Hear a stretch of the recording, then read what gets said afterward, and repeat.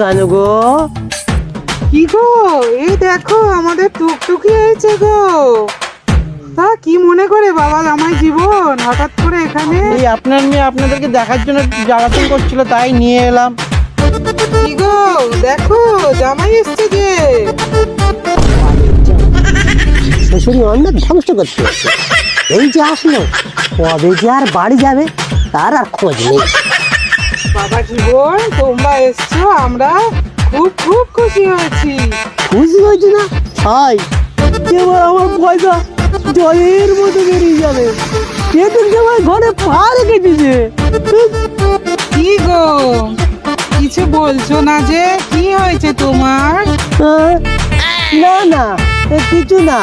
হ্যাঁ হ্যাঁ শ্বশুর জানি তো, আমাদের দেখে আপনি ভাষা হারিয়ে ফেলেছেন, তাই তো? হ্যাঁ হ্যাঁ, জয় বাবা, ঠিক তাই।